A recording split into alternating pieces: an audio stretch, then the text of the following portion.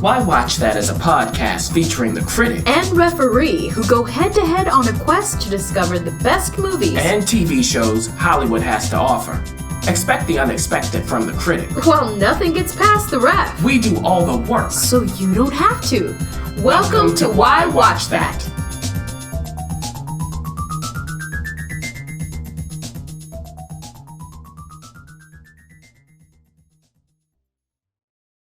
This episode of Why Watch That is supported by Entrepreneur Meal Plan. It helps leaders and professionals feed their bodies and businesses well. Do you know, Critic, I got a chance to attend a wonderful event by EMP here in Los Angeles. And it was so amazing because Brandy Cochran was able to gather people from all sorts of walks of life. We were able to gather together, have real talk, and some real good food too. It was a hit. It's food for the soul and the body, which is so hard to find. So if you want to learn more about Entrepreneur Meal Plan, whether you're an entrepreneur or not, go to entrepreneurmealplan.com. The Why Watch That TV Talk.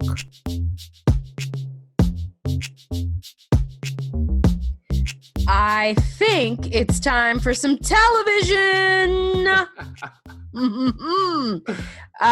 Listen, it's been quite a journey this year. 2020 is like the boyfriend that you should, or girlfriend, that you should not have given your number to. Because they're just wreaking havoc. It's late, he's saying, she's saying, you up, and you're like, I remember all the like 2020, go somewhere and sit down. Please. At least so far. Although the blessing in all of this is the fact that I am FaceTiming and Zooming my family more than I have before. So c'est vrai. It's true. But other than that, I know listeners, some of you are at your brink. Meaning this is like week 8 for some of you. And if you live in Washington or even live in San Francisco area, you're entering in week 10. Wow. Week 11. And so we want to acknowledge the fact, first of all, give yourself a hand clap for making it this far. Yeah. If there's a little more ways for you to go, like we were saying earlier, there are some states who are deciding to move forward with reintegrating people. But if you got a little more ways to go, we've got a little more television to talk about so that you can stay safely at home. So while we're out here working or in here working, you can reap the benefits of the work that we have done for you because we love you. Right, Critic? We do. And we want to give you an escape dans la maison. Oh, really? So let's start with normal people. Not anybody on this podcast, but we're talking about the show Normal People that premiered on Hulu. About 12 episodes all together. Now, I saw some of the advertising of this, and it was steamy. It was like, I was like, what in the world is happening here? She's flopping all over the bed, and he's seducing her, and we don't know what's going on. This couple, I'm just like, I don't know if this you may have to have parental controls on your Hulu for this show because it looks steamy. You got a chance to take a look at some of this. What is the verdict here? Are these normal people? Well, they're as normal as normal people are. Now, what does that mean? Ooh. It's normal to be abnormal, right? Oh. Now, Ref, what you said is absolutely right. This is not for children. Okay. Well, good to know. Not. I was like, Hulu? Some of these seasons, I was like, really? Y'all like saying HBO? Sit down.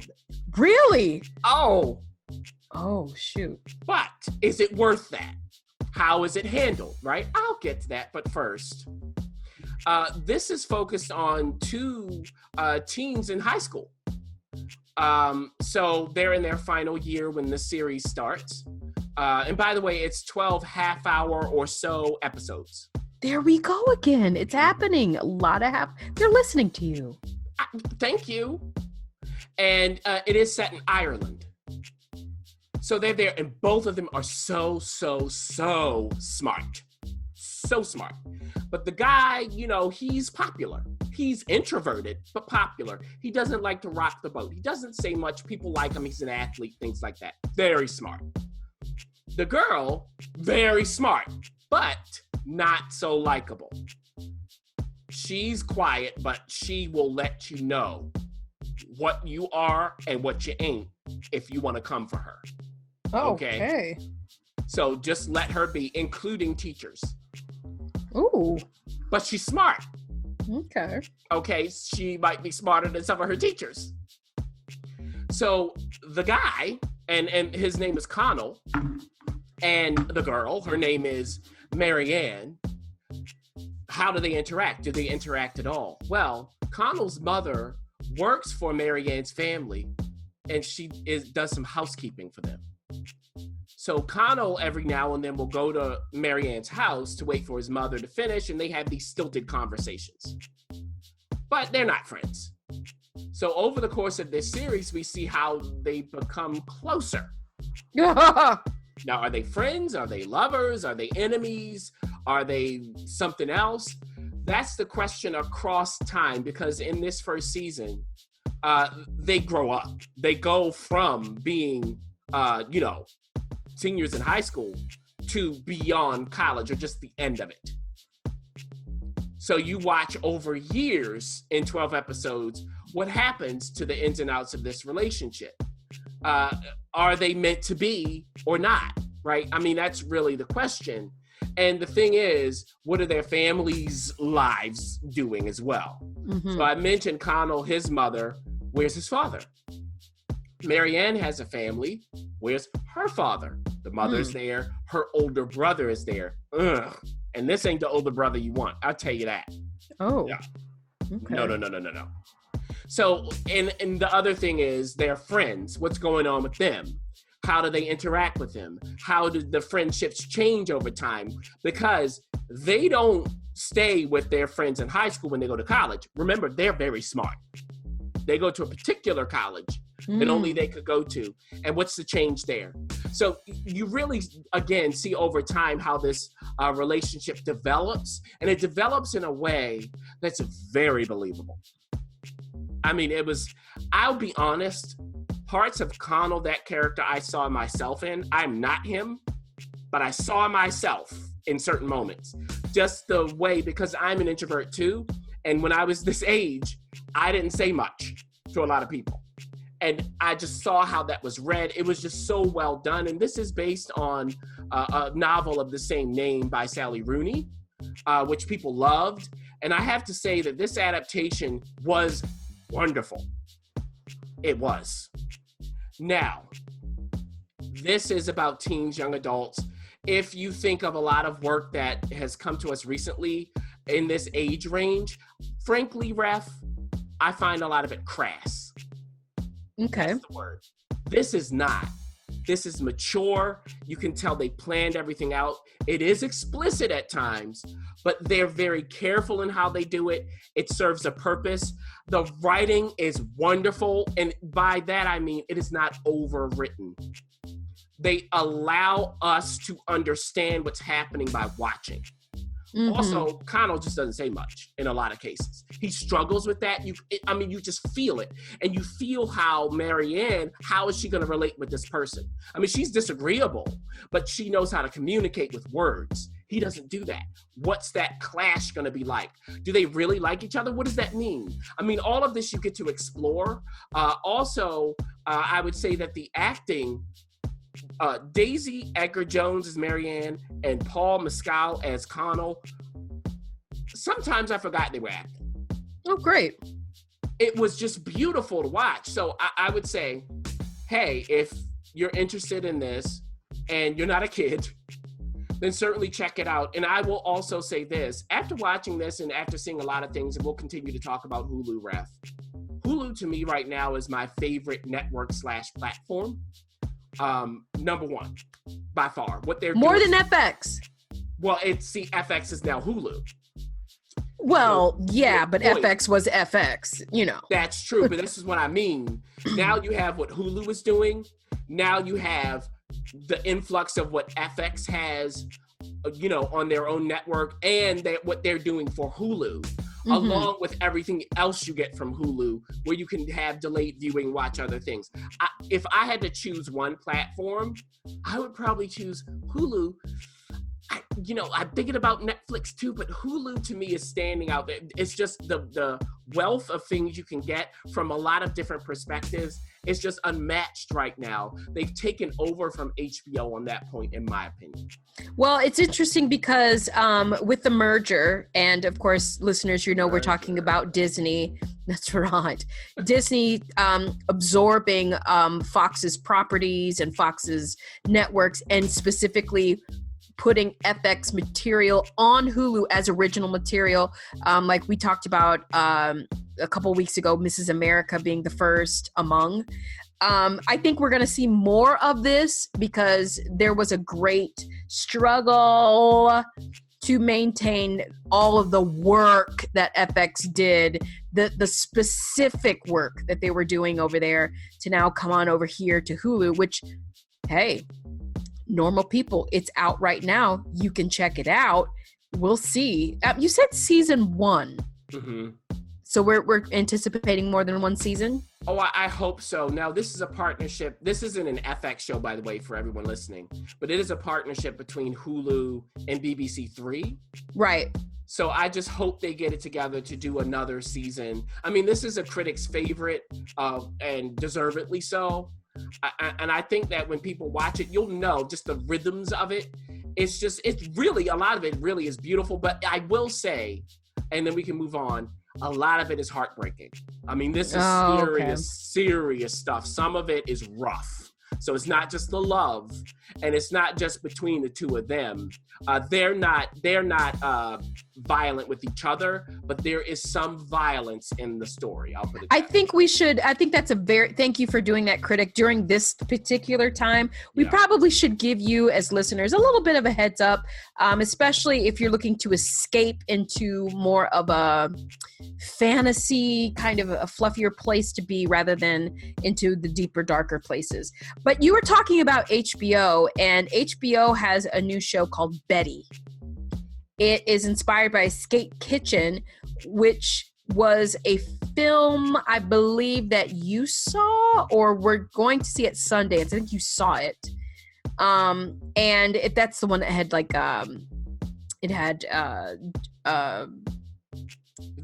Will Smith. Yeah, Jaden Smith. Jaden Smith was in it, and I feel like there was somebody else that we maybe would have known. But you enjoyed Skate Kitchen, kind of was surprised by it, had a pleasant surprise. And the question is, did it really happen here with Betty? It's only 6 episodes, and I can't imagine that's a huge commitment. But if it's not, inspiring, it could be a huge commitment. Yeah, and again, the half-an-hour episodes here, Mm-hmm. So we're going from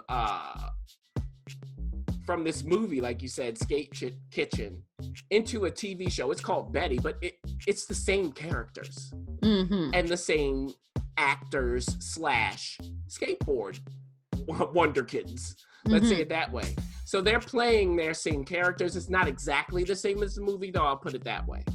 So you can go to whywatchthat.com and listen to my review of Skate Kitchen, the movie.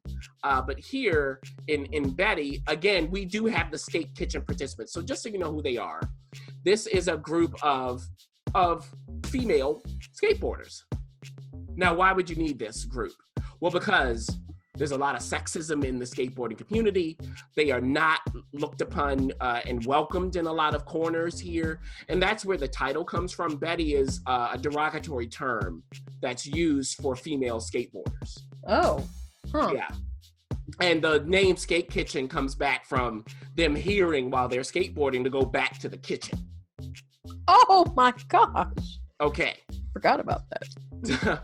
So we've only had one episode as of recording here of this 6-part series, as you said, or first season. And watching it after seeing the movie, it took me back to the movie.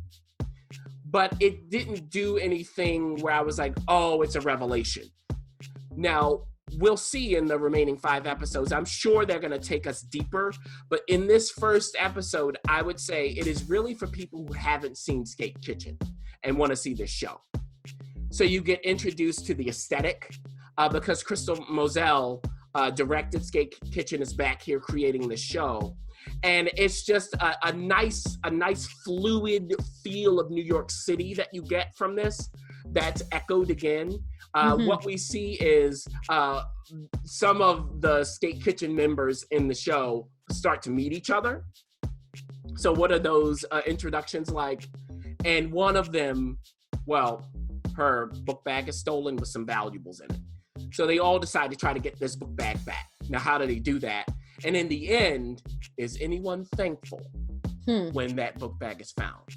So it's really quick, but you get an introduction to a spice of who the characters are and certainly the milieu that's created here. And then I'm sure as we move forward, they'll delve into the background stories of each of these characters. So I would say that the first episode is a great introduction to this world.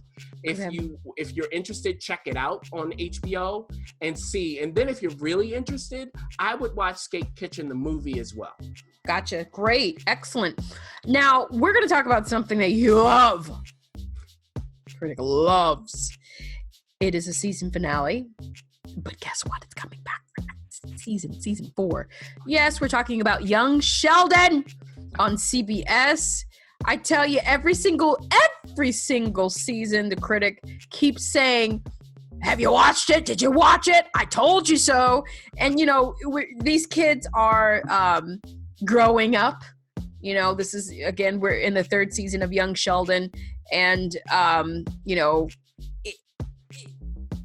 you say it keeps getting better and better. So the question is, do you still stand on that? Should we still take your word for it? Are we really going to watch this? Well, Tell us. I hope so. Now, remember, this is a spinoff of The Big Bang Theory, which, that didn't appeal to me, that show. But this does. Yeah. Interesting. So even if you didn't watch or didn't really click with The Big Bang Theory, I would say still give Young Sheldon a shot because it's a different style. It's not a multicam sitcom with a laugh track. It's not what's going on here. So, it's a completely different thing. And now in season 3, well, yes, like you're saying, young Sheldon's still young, but he's older. Okay. What does that mean? Well, he's starting to assert himself a little more. He has a mentor who was dating his grandma, his Meemaw, but is no longer. Okay. And that's played by Wallace Shawn. And well, while Wallace Shawn had a little moment to work through at the beginning of the season after breaking up with Sheldon's Meemaw, he has still been Sheldon's, his mentor. Sheldon has taken classes at his university with him. And, they work through things and he's showing Sheldon the ropes. But something happens. Sheldon helps him. And Sheldon doesn't believe that he gets the credit he deserves. So what is that like? And is this a signal to Sheldon's parents, especially to his mother, that while he is a genius, he might not be an emotional genius. He might not be a genius in the communication department. He has some growing up to do. Now, at the end of this season, we see that Sheldon, if you watch The Big Bang Theory, you know that he goes to Caltech. You know this. Right. Well, he gets an offer to go to Caltech. The family lives in Texas. Right. Are they going to do this? Right. Now, what does mom think and what does dad think? Because dad wants mom to know that Sheldon is our son. Okay, not just yours. And Sheldon, he's a mama's boy. In certain moments, is asking for dad. Now, what's the resolution of this? We do see this at the end of this 3rd season. In addition, Sheldon's parents, of course, they have their own ups and downs and their own lives to lead. Mom is still working at the church and trying to help the pastor. Okay. Yeah. Okay. Dad is still working at Sheldon's high school and his older son's high school as the coach. But what's going on with that? What about the teachers who have to deal with Sheldon? What do they think about him leaving and going to a university? Oh, I'm sure. Okay. Now, older brother of Sheldon, he is now really becoming the budding entrepreneur. And Mima's new boyfriend, played by Craig T. Nelson, has employed him at his sports goods store. What's the outcome of that? What happens when Mima and Craig T. Nelson's character have a little bit of rocks in their relationship? Is there collateral damage? Sheldon's twin sister, they're fraternal twins, of course. Well, she's growing up. Yes. Too. Yeah, I said, of course. She's growing up too. And what does that mean? You know, does she have her eye on someone? Now, she's been playing baseball with the boys. What does that mean? And is she overlooked in all of this? That's another question. And then we have other people. So young Sheldon is still what it has always been, which is delight. If you like smart comedies, then you can't get any smarter than this, certainly. And I would certainly say watch it. It's nice to be in the 90s again. It's nice to see the sunshine of Texas. That's what I'll say. And the casting is phenomenal. Well, this is something that you can check out on CBS. It is 21 episodes, so it's one of those. Yeah. One of those old school. And CBS is really, I mean, they're among the only ones that are still doing it. Maybe NBC here and there, or NABC, actually. Let's move on to better things, because we have better things to talk about. No. I mean the show Better Things, of course. It is on Hulu, season 4, season finale. This is another one of your favorites that you have been championing for all 4 of these seasons. And remember, I check in every time you talk about, you know, this is a woman with children. She's a working actress, working creative. She's in Cali trying to, you know, get her life going. But knowing the life out here that I know, I'm assuming it's not going incredibly well for her. Maybe here and there, but raising 3 kids in California, trying to be a creative is a perfect mix for a show. So what is going on with this mother of 3? Has everybody gotten their crap together? Is she dating? Is she with someone? Did that work out? That's the question, right?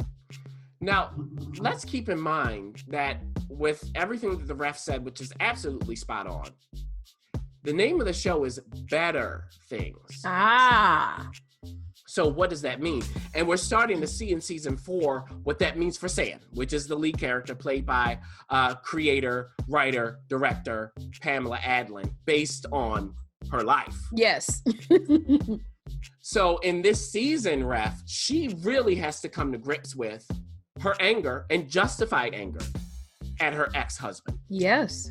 Who she's paying alimony to and who is not a good father. He does not show up. When he says he's going to show up, he does not show up. Okay? So the daughters, one of whom is now, you know, becoming a woman. The others are following in her footsteps, of course. What's their relationship with dad? And can Sam let go of the anger?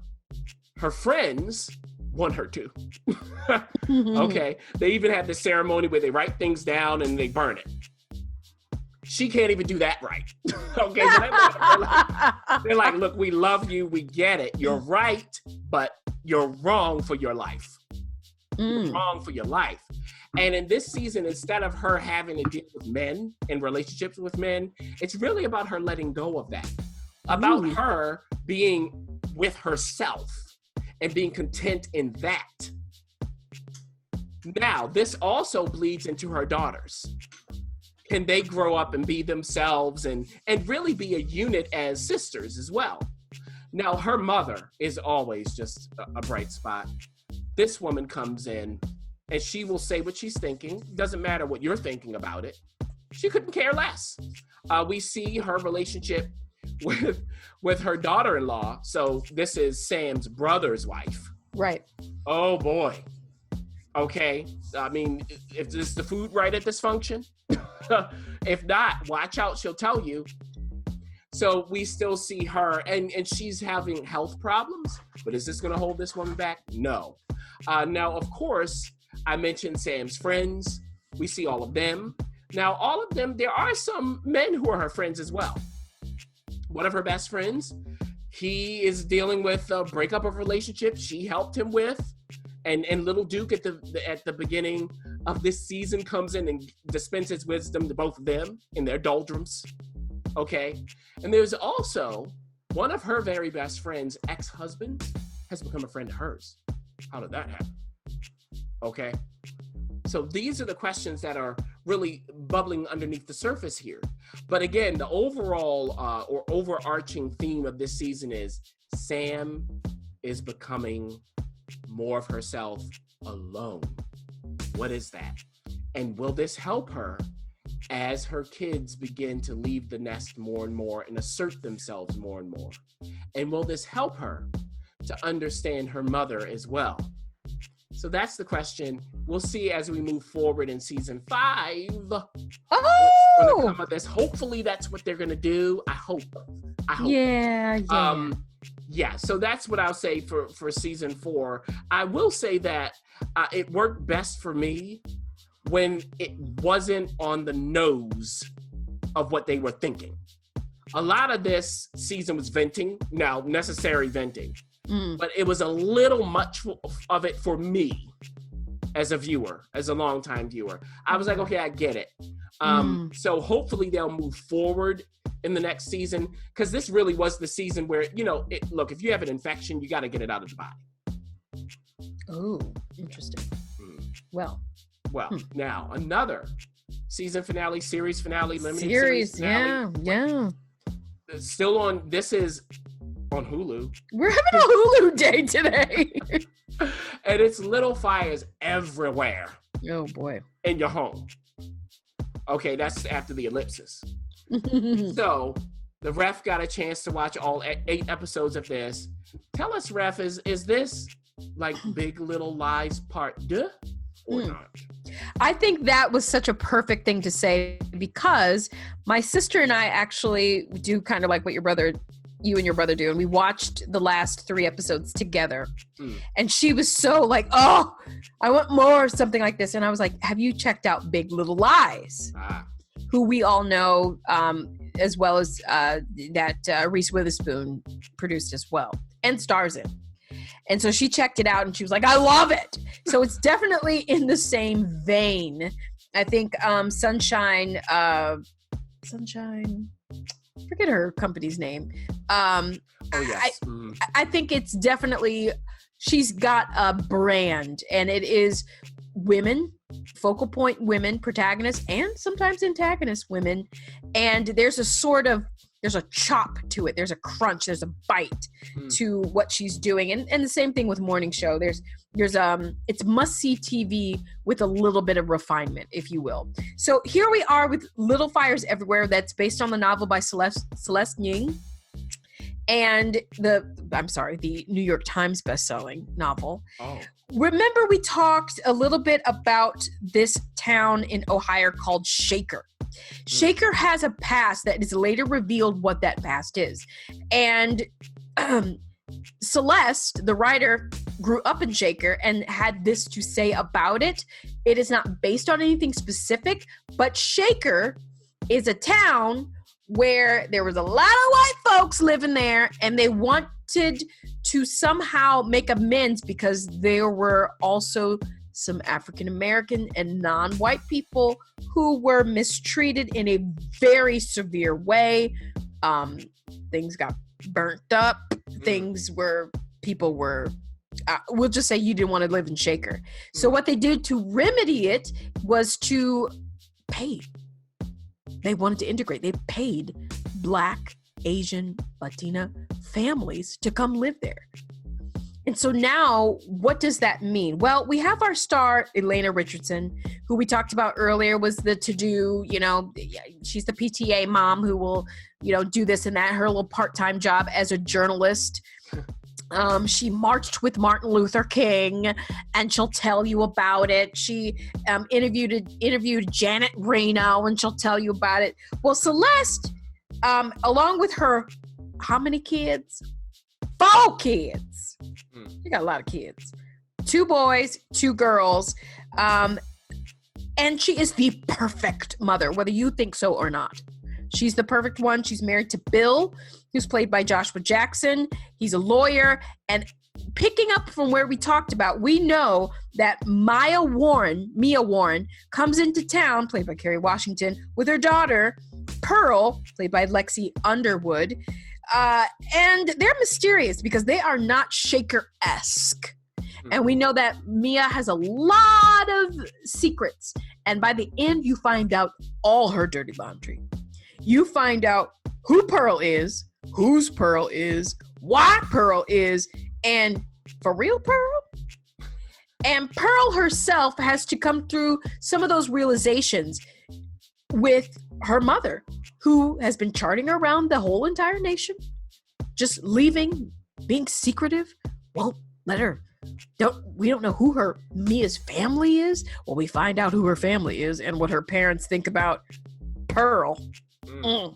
Do they even know she exists for real? Yes, they do. And what do they think about that? You'll be surprised.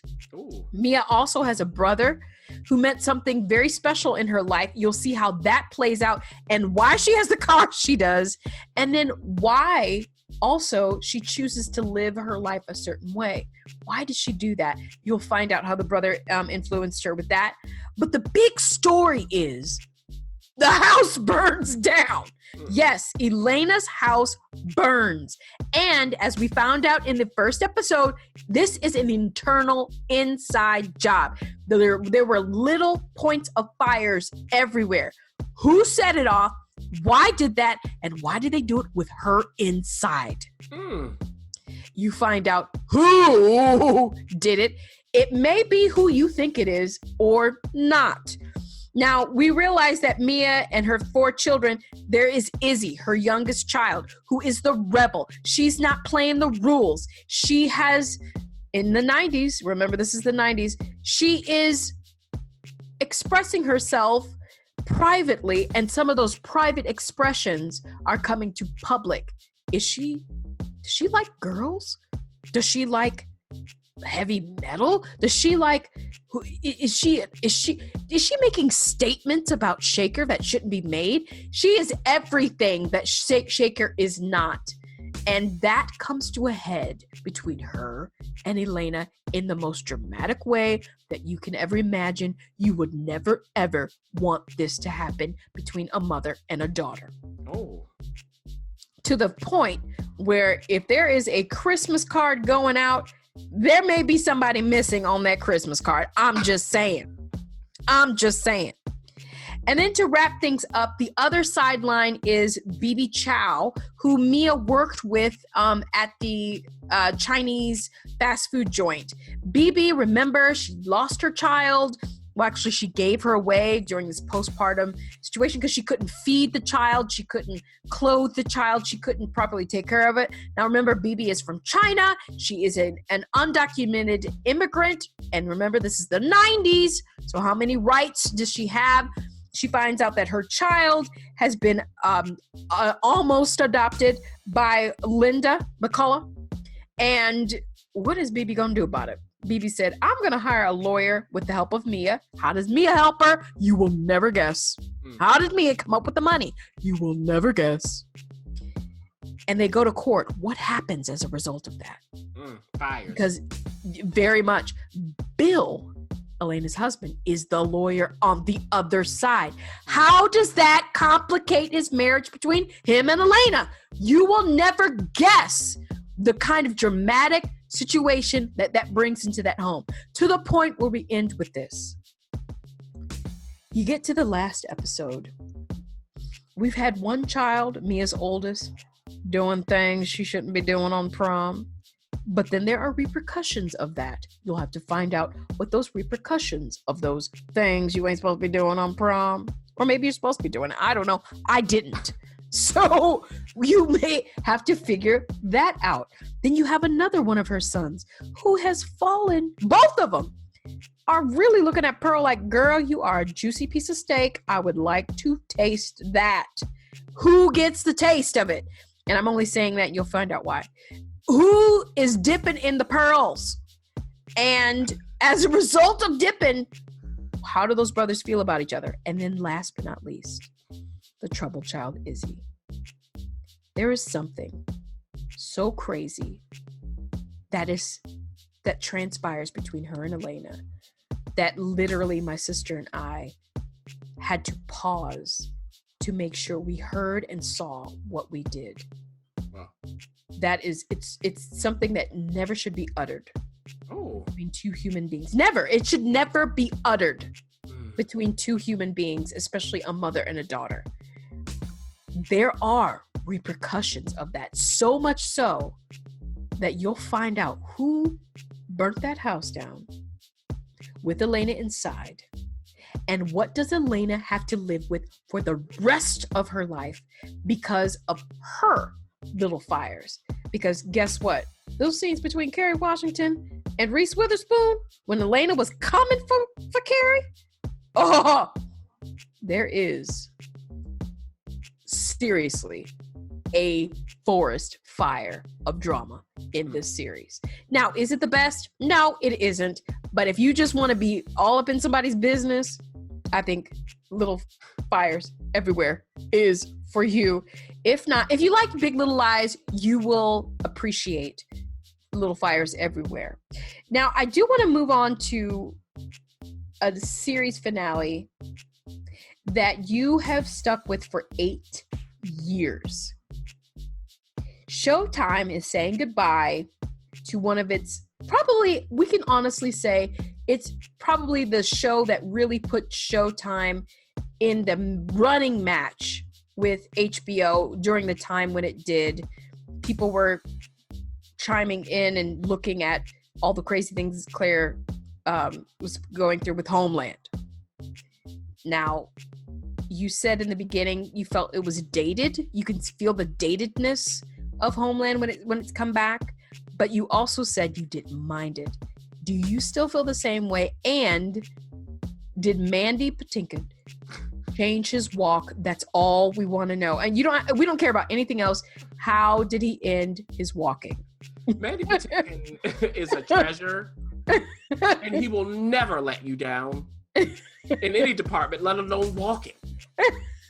By the way, everybody, remember Mandy was in Yentl. He was the love interest.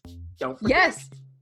And many Stephen Sondheim's. Yes. I mean, he's a beautiful singer, actually. I don't think people really know that. He's like Sondheim's muse, basically, yes. Right? Him and Bernadette Peters. Oh, yes, absolutely. And why not? The commitment. And his commitment is matched by Claire Danes. I mean, these people they would scare me to work with in a good way. I'd be like, I better bring it because they're going to bowl me over. They're going to have snot on my face and sweat, and they're going to just walk through me if I don't come to work now. For Homeland Season 8, we know that Carrie Mathison, played by Claire Danes, she's always been a problem. But she's always been a visionary, let's say, as a CIA agent. And she went through an ordeal with the Russians. She, at the end of season 7, was returned to the Americans and into Mandy Patinkin's characters, Saul Berenson's arms. And Saul is the one who has been Carrie's mentor, her boss, has groomed her, has always... Her handler, right? All of that, everything. And really a father figure. So, in this season, they aren't agreeing anymore. Uh-oh. Because something happens to a government official that might set off nuclear war. Uh-oh. Yes. Pakistan is involved. The United States, of course, and Russia. Now, Carrie has a way to stop this. Saul thinks differently. And it all revolves around a black box from a helicopter. Who has the black box? That's the question throughout the season. It's not always the same person. And in the end, the entity that has it wants no good for the United States. Can they get it back? Because this holds the key to not sending the world into nuclear Armageddon. Oh my gosh.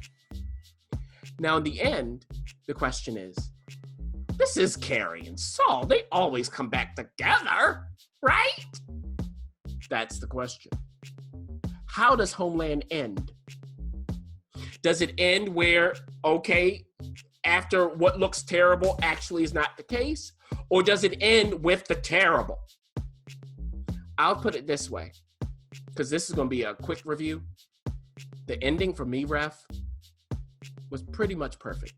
Oh, whoa. For me, as someone who's watched all of these episodes, the way they ended was nasty and messy, but it made sense. And what it will do when you see it is go, wait a minute, I want to see this show. Where are they going? Where in the world are they going? So with that, I salute Homeland. Has it always been great? No, but it has always been watchable, even when it was annoying. And they've always been true to telling us a story that was worth our time. I salute the writers. I certainly salute these actors. And just so you know, Claire and Mandy were definitely listened to when it came to the ending. They were very protective of their characters, and they made sure that what happened to their characters was something that made sense, even though it was tough to watch. So again, if you've seen Homeland, keep watching. You do want to see this ending. If you haven't, while, yeah, like you were saying, Ref, it is from a different era, it's still a nice era to revisit. Nice in quotes. This is not a nice story. Yeah. But, it's a nice era to revisit. It's not like you'll go, oh, this is so far back in time. It's outdated, all of that. It feels dated in a way that is acceptable. Gotcha. Well, thank you for you are dedicated. Thank you for dedicating 8 years to Homeland, and we salute it. If the critic says something ends perfectly, almost, yeah, you better believe him. We now have a Netflix sneak peek. Uh-oh. It's called The Eddy, and it's out on the 8th. The Eddy. Yes, it's on Netflix.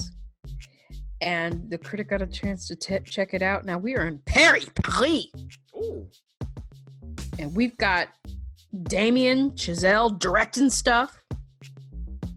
You've got all kinds of people showing up here. I mean, the ingredients are pretty good.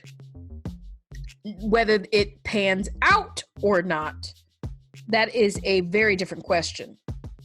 So Andre Holland's in it. Super huge fan of his. This is his second Netflix.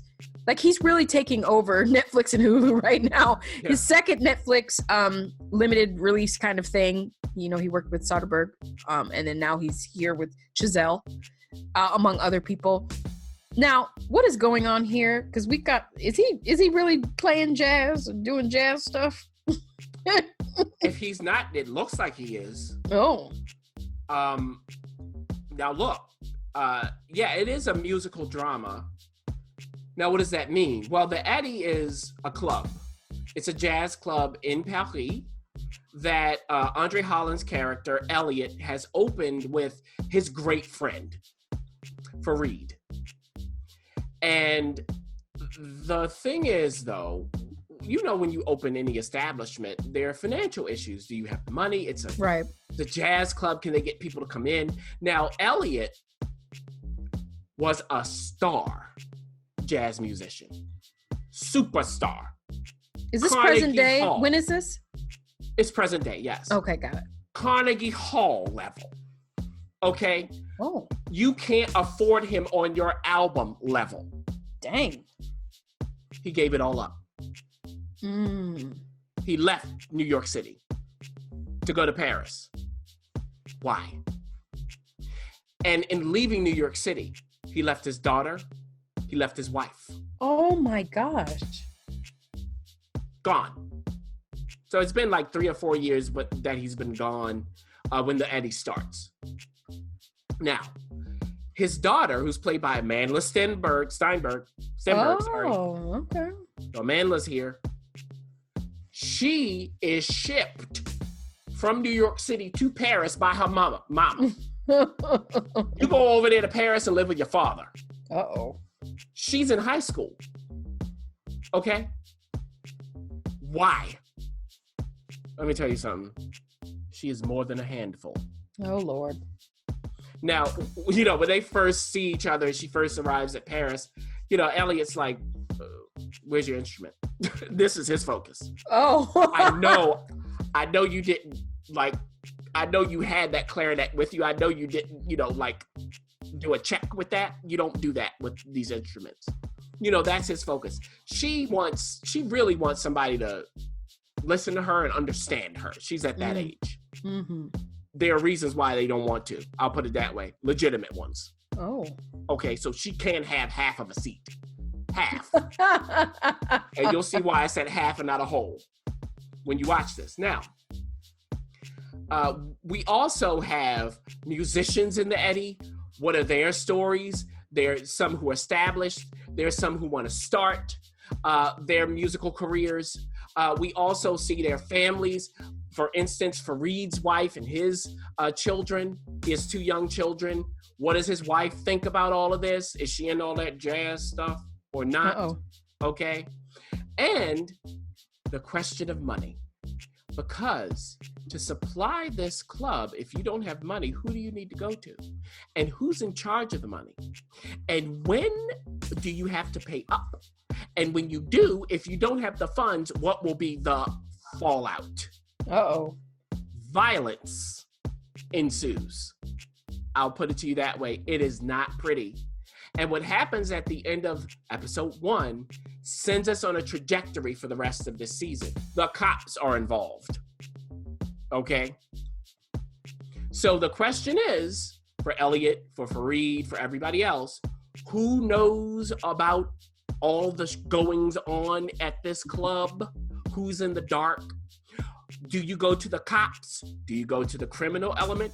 Do you go to your family? Can you handle all of this along with familial problems and make it in the end? Will the Eddie even be standing at the end of these 8 episodes? Oh. Now, if you've seen Whiplash, that's the feel of this show. Okay.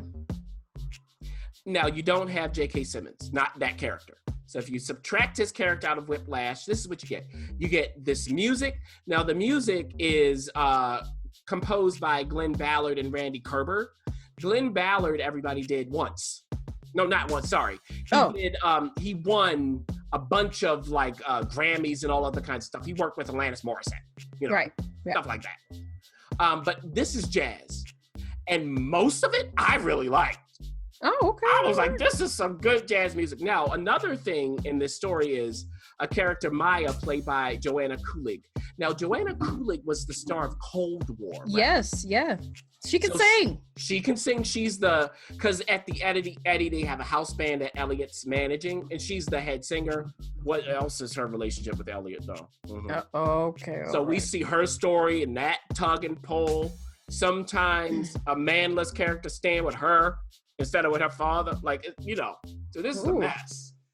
So the show really matches the jazz music. It's improvisational. The camera work is maybe all over the place. The story is going to different places. They let certain moments breathe. Some other moments are quick. You get interludes of music that they let breathe because these are real musicians, real ones in the house. Oh, okay. Real. So if you like jazz, if you like the feel of Whiplash, I would say definitely check out the Eddie. For me, I was transported into this world even when it got really tough with the violent stuff. I was with them. I always felt like I was in their world, even when it wasn't perfect. Even the meandering I liked. It was like jazz meandering. The only thing I think at the very end, there was like a little optimistic note where I was like, that's the only thing where I went, But let me tell you this. Oh, you dark heart. Andre Holland. What if we said about Andre Holland starting with the Nick? Come on. Y'all better get up on it. Okay? I don't know whether he's playing the piano or not, or the trumpet or not, or whatever he was doing. I believed it. Amanda gets to sing. Oh. Again, if you like what I said, everybody, check out the editing. It will be available on Netflix starting on May 8th of this year. Nice. Now. Yeah. One more thing before we go. Oh, yeah. See, Ref, you forgetting some of the stuff. I do. So we're ending with a little reunion special that was handled. Was it via Zoom, Ref? Is that how they did it? No, it was I watched it on YouTube, but I think NBC actually aired it. So they can catch it now on YouTube. But I'll let you finish. Yeah, so this is one of the specials during the time of COVID that Parks and Recreation did. They brought all of their disparate actors back for a one-time special. And like you said, it's on NBC. You can catch it via NBC's app, and I'm sure via Hulu as well. So tell us, Ref, you got a chance to see this. Was this just, all we want with shows that we've lived with, that have gone away and come back, is just to get that feeling again. Well, okay. So first of all, let's say this. They raised over $2.8 million by doing this for COVID, coronavirus relief. Yeah. So it's for a good cause. And so it's hard to critique and review and things. So I think that's a good question to ask. Does it give you that feeling? Now, also to note, Fresh Prince of Bel-Air will be doing the same. And they are... Listen, the question is, are they going to get the original Vivian back? They will not. I saw that cast list. They will not. I don't think she's coming back. And I'm like, dang, you ain't even coming back for coronavirus? Is it that bad? Yes. Just watch her. What's on TV One? The Unsung. If you watch that, you'll know why she's not coming back. I didn't know it was like that. I mean, I was excited about that. I was like, oh, everybody's coming back. I don't think she's coming back. And now you've confirmed it. But back to Parks and Rec. Now, I wasn't an avid watcher of Parks and Rec. I would tune in. It's not one of those shows where you just like, oh my gosh, I need to tune in. It really piggybacked off of the sensibilities of 30 Rock, that kind of improv-y feel. But I'll tell you what, it gave a lot of people their big break, namely Chris Pratt. We knew a little bit about Nick Offerman, but boy, did we really grow to love him even more. Aziz got his break from this. And Rita, who's in Good Girls, I think. Yep. She's, we already knew who Rashida Jones was, but, we enjoyed having her as well. Adam Scott. I mean, it really was one of those things that people really launched from. And so getting everybody back together, this is the premise. Very simple, very straightforward. Leslie, who we know is over Parks and Rec, she's on a call. They have what's called a calling tree. So she calls one person, and that person has to call the next person just to check in, make sure everybody's okay. So she decides to call Ron, who we know is played by Nick Offerman. And Ron is like really not trying to have it. He's like, look, I've been social distancing since I was 4. So why are we, you keep calling me, girl. And she's like, I just want to, check in. All the parks are closed. And I know it's a hard time for everybody. So I really think this calling tree is super, super important. And Ron acknowledges the fact that, fine, whatever works for you. And she goes, if you wouldn't mind, would you mind calling Jerry? Played by Jim O'Heir. Nobody wants to call Jerry. And you all know why. Nobody wants to call Jerry. And so Ron was like, I'm not calling Jerry. I don't care how you're feeling about this, Leslie. I ain't calling Jerry. So instead, he calls April, who we know is married to Andy, played by Chris Pratt. Now, of course, April is in the house. I think her Zoom Her Zoom handle is like Satan's daughter. So you remember that about April. She's very edgy and all of that. Now, Andy has locked himself inside of the shed. So Chris Pratt is literally like, look, it happens to everybody during this time. I've locked myself in the shed. I don't know. I can't call Jerry. So they move on, and I'm not going to give everybody's reaction. Everybody shows up. Basically, it's an episode. Just seeing those beloved faces, you get a big, I won't say what it is at the end. You get a big thing that they all do together at the end. Leslie is happy, who's played by Amy Poehler, you know. She's happy. Everybody's safe. We have a surprise guest that shows up in Ron's house, and you have to figure, and in his marriage bed, he said. So you have to figure out who that guest is. I'm sure if you love the show, you'll know who it is and what he does about it. And then we have throughout the special different commercials that appear, and these are some of our favorites. We've got Paul Rudd, who opens the show with his oblivious self that he played on there. It is basically just, I like to see these people, these actors. Is there a plot? No.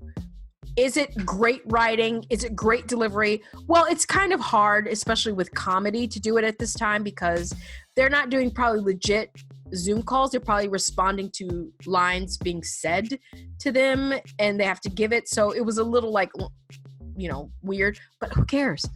$2.8 million was raised as a result of this, and you can still give. So the bottom line is this.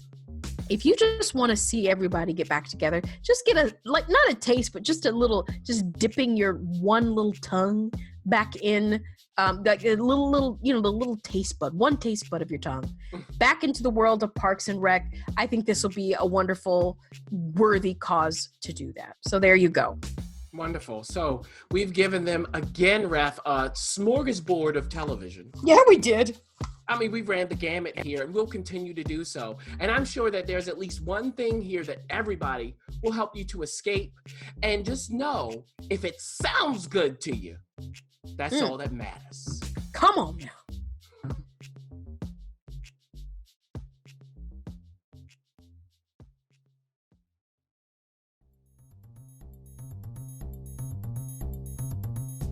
Thanks for listening. For additional resources, visit whywatchthat.com. Good idea, and we'd love to hear from you. So go ahead and leave comments, feedback, and you can rate us on iTunes. We'll see you next week. See you.